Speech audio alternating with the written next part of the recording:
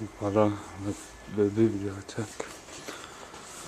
This is my favorite part. I always come here, grab the Financial Times. This is Monday, January 18th. So, go ahead and grab it. So I normally sit, chill out, read the paper, but we do the tour. Here's you can see they have whole section on Canada, whole section on Mexico, South Africa,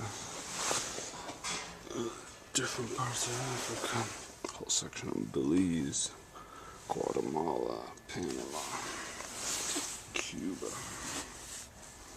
All these books are all on Cuba. So we got all these different countries.